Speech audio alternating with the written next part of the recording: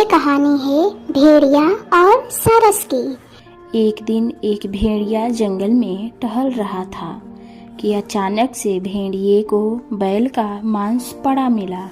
भेड़िया लालच में आकर जल्दी जल्दी मांस को खाना शुरू कर दिया। इतने में हड्डी का एक टुकड़ा उसके गले में फंस गया। उसे सांस लेने में भी तकलीफ होने लगी। भेड़िया छटपटाने लगा और इधर उधर भागने लगा। जंगल में ही एक चिड़िया थी, वह यह सब देख रही थी।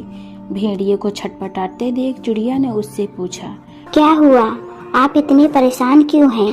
तो भेड़िए ने चिड़िया से कहा, क्या बताऊं, मैं जंगल में टहल रहा था और मुझे एक मांस का टुकड़ा मिला।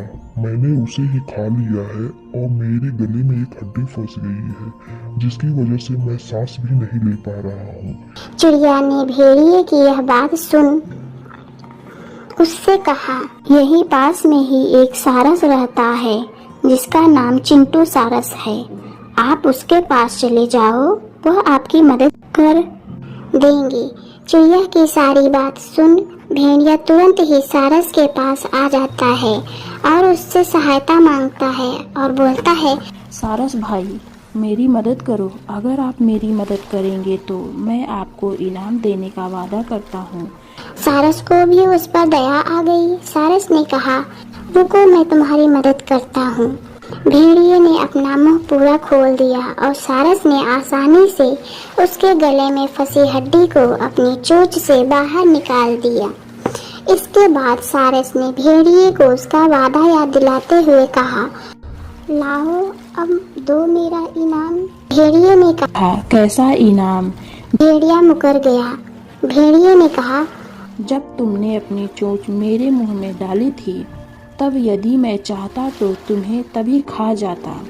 तुम्हें तो मेरा आभारी होना चाहिए कि मैंने तुम्हें जिंदा छोड़ दिया।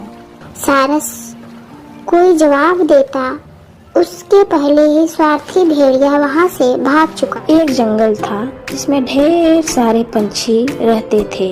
उन्हीं पंछियों में एक कौवा था जिसका नाम कालू था। एक दिन कालू कौवा पेड़ की डाल पर रोटी का टुकड़ा दबाए अपनी चोंच में बैठा था। जंगल में घूमते हुए एक लोमड़ी उसके पास आई। लोमड़ी बहुत चालाक थी। उसने कौवे की रोटी छीनने के लिए उसने एक चाल चली। उसने कौवे का अभिवादन करते हुए कहा, राम राम, कैसे हो कालू भाई, बड़े दिन बाद दिखे। लेकिन कौवे ने कोई जवाब नहीं दिया, क्योंकि अगर वह मुंह खोलता तो रोटी का टुकड़ा नीचे गिर जाता। लोमड़ी फिर बोले, तुम बहुत सुंदर लग रहे हो। तुम्हें तो सारे पंछियों का राजा बना देना चाहिए। मुझे अपनी मधुर सी आवाज में एक गाना सुना दो।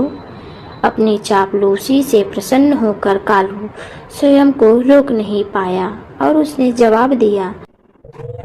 लेकिन जैसे ही उसने मुंह खोला उसकी चोंच में दबी रोटी का टुकड़ा नीचे गिर पड़ा।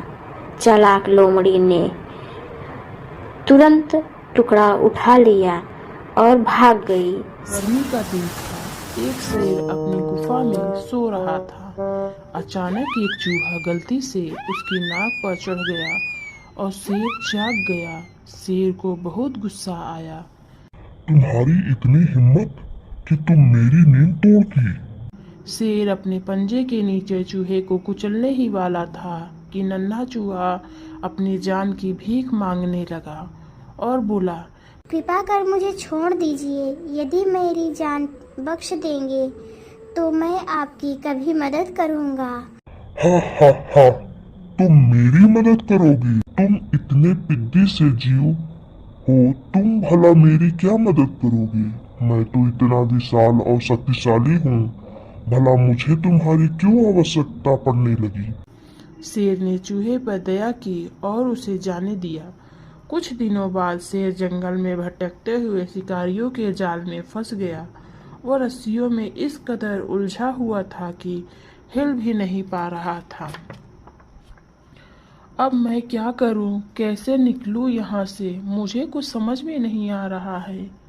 शेर अपने अथक प्रयास से जाल से नहीं निकल पाया और वह जमीन पर लेट गया और बेबस होकर जोर जोर से दहाड़ने लगा। उसकी आवाज़ पूरे जंगल में गूंज उठी और चूहे के कानों तक पहुंच गई। वह दौड़कर शेर के पहुंचा और जाल के धागों को टुकड़ों में काट दिया। इस प्रकार शेर आज़ाद हुआ और उसने चूहे को धन्यवाद किया और कहा कि आज तुम्हारी वजह से मेरी जान बच गई है।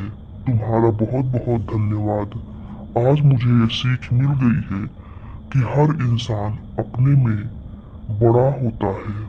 सीख, इस कहानी से हमें ये सीख मिलती है कि हर चीज़ की अपनी कीमत होती है। दोस्तों, अगर मेरी ये कहानी आपको अच्छी लगी है तो ऐसे ही कहानियों को देखने के लिए मेरे चैनल को लाइक, सब्सक्राइब और शेयर करिए। धन्यवाद।